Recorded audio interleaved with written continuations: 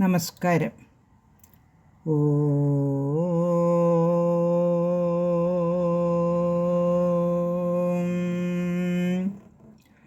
ഓം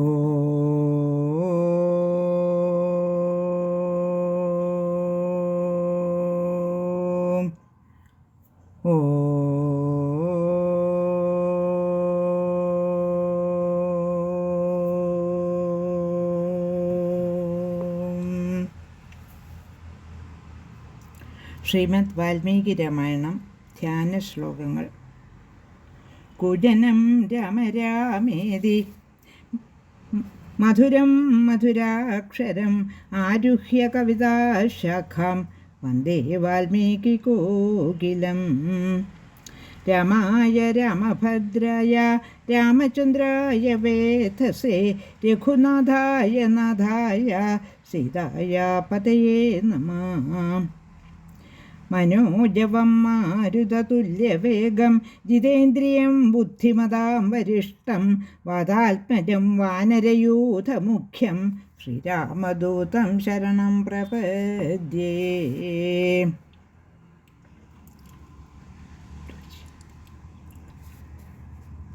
ശ്രീമദ് വാൽമീകി രാമായണം അയോധ്യാകാന്ഡം 82 സർഗഃ 82 സർഗം. 82 സർഗത്തിലെ 1 തുടങ്ങി 10 വരെയുള്ള ശ്ലോകങ്ങൾ ചൊല്ലാം. ഒന്നാമത്തെ ശ്ലോകം.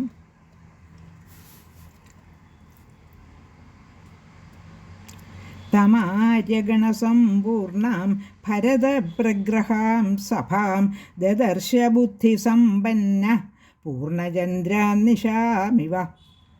ആസനാനി യഥാ ന്യായം ആര്യാണാം വിശതാം തഥാ വസ്ത്രാംഗരാഗപ്രഭയാ ദ്യോതിതാ സാ സഭോത്തമ. സാ വിദ്വജ്ജനസമ്പൂർണ സഭാസുരുചിരാ തഥാ അദൃശ്യത ഘനാപായേ പൂർണ്ണചന്ദ്രേവ ശർവരീ. രാജ്ഞസ്തു പ്രകൃതി സർവാ സസംപ്രേക്ഷ്യ ച ധർമ്മവിദ് ഇദം പുരോഹിതോ വാക്യം ഭരതം ഋതുചാബ്രവീത്. താത രാജാ ദശരഥ സ്വർഗതോ ധർമ്മമാചരൻ ധനധാന്യവതിം സ്പീതാം പ്രദായ പൃഥിവീം തവാ. രാമസ്തഥാ സത്യവൃത്തി സദാം ധർമ്മമനുസ്മരൻ ന ജഹാത് പിതുരാദേശം ശശീജ്യോത്സ്നാമിവോദിതഃ. പിത്രാ മാത്രാ ച തേ ദത്തം രാജ്യം നിഹതകണ്ടകം തത്പുങ്ക്ഷ്വാമുദിതാമത്യ ക്ഷിപ്രമേവാഭിഷേചയ. ഉദീച്യാച്ഛ പ്രതീച്യാച്ഛ ദക്ഷിണാത്യാച്ഛ കേവലാഃ കോട്യാ പരാന്തസാമുദ്ര രത്നാനാന്യുപഹരന്തു തേ. തച്ഛ്രുത്വാ ഭരതോ വാക്യം ശോകേനാഭിപരിപ്ലുതഃ ജഗാമ മനസാ രാമം ധർമ്മജ്ഞോ ധർമ്മകാംക്ഷയാ. സബാഷ്പകലയാ വാചാ കളഹംസസ്വരോ യുവാ വിലലാപസഭാമധ്യേ ജഗർഹേ ച പുരോഹിതം. 82 സർഗ 82 സർഗത്തിലെ 1 തുടങ്ങി 10 വരെയുള്ള ശ്ലോകങ്ങളാണ് ചൊല്ലിയത്. ഇനി ഓരോ ശ്ലോകത്തിൻ്റെയും അർത്ഥമൊന്ന് നോക്കാം. ഇപ്പോൾ അവിടെ ഒരു സഭ കൂടിയിരിക്കുകയാണല്ലോ. ആ സഭയിലേക്ക് വസിഷ്ഠ മഹാമുനി കടന്നു വന്ന് ഇനി ചെയ്യേണ്ട കാര്യങ്ങളെപ്പറ്റി എല്ലാവർക്കും ഓരോ ആജ്ഞകൾ നൽകുകയാണ് വസിഷ്ഠ മഹാമുനി. ഒന്നാമത്തെ ശ്ലോകം. തമാര്യഗണസമ്പൂർണാം ഭരതപ്രഗ്രഹാം സഭാം ദദർശ ബുദ്ധിസമ്പന്ന പൂർണ്ണചന്ദ്രാന്നിശാമിവ. ഒന്നാമത്തെ ശ്ലോകത്തിൻ്റെ അർത്ഥം. 82 സർഗത്തിലെ ശ്രേഷ്ഠരുടെ ഗണത്താൽ സമ്പൂർണമായ ആ സഭയെ ബുദ്ധിസമ്പന്നനായ ഭരതൻ ഉത്കൃഷ്ടഗ്രഹങ്ങളോടും പൂർണ്ണചന്ദ്രനോടും കൂടിയ രാത്രിയെ എന്ന പോലെ കണ്ടു. ശ്ലോകം 2. ആസനാനി യഥാന്യായം ആര്യാണാം വിശദാം തഥാ വസ്ത്രാംഗരാഗപ്രഭയാ ദ്യോതിതാ സാ സഭോത്തമാം. രണ്ടാമത്തെ ശ്ലോകത്തിൻ്റെ അർത്ഥം: സ്വന്തം ഇരിപ്പിടങ്ങളിൽ മുറ പോലെ വർത്തിച്ചിരുന്നവരായ ആ ശ്രേഷ്ഠന്മാരുടെ വസ്ത്രങ്ങൾ, അംഗരാഗങ്ങൾ എന്നിവയുടെ പ്രഭ കൊണ്ട് ആ സഭ തിളങ്ങി. ശ്ലോകം 3. സാ വിദ്വജ്ജനസമ്പൂർണ സഭാസുരുചിരാ തഥാ അദൃശ്യത ഘനാപായേ പൂർണ്ണചന്ദ്രേവ ശാർവരീ. ശ്ലോകം 3ൻ്റെ അർത്ഥം: വിദ്വജ്ജന സമ്പൂർണമായ ആ സുരുചിര സഭ അപ്പോൾ കാറൊഴിഞ്ഞ ശരത്കാലത്തെ പൗർണമി രാത്രി പോലെ കാണപ്പെട്ടു. ശ്ലോകം 4.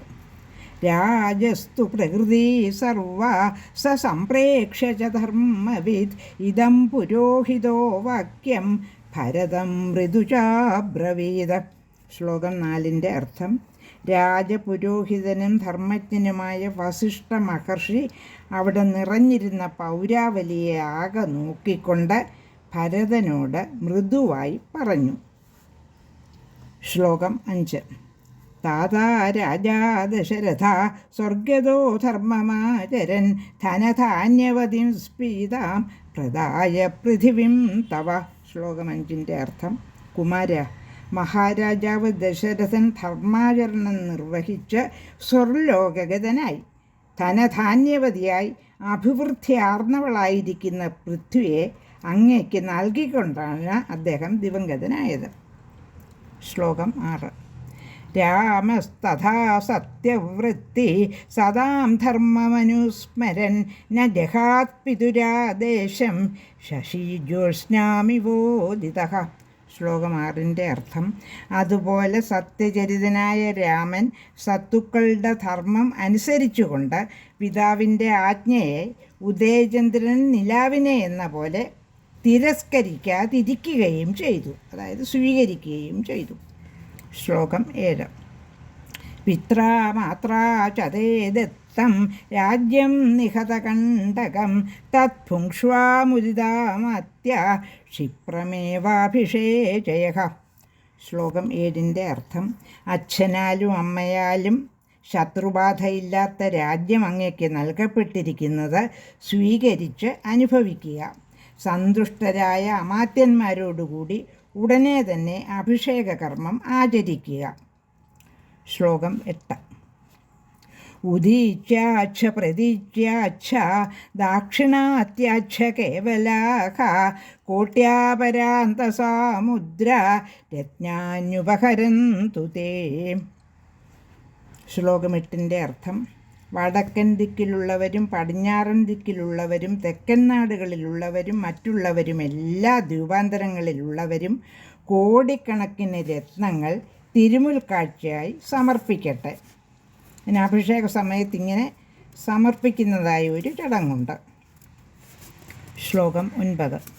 തച്ഛ്രുത്വാ ഭരതോ വാക്യം ശോകേനാഭിപരിപ്ലുതഃ ജഗാമ മനസാ രാമം ധർമ്മജ്ഞോ ധർമ്മകാംക്ഷയാ.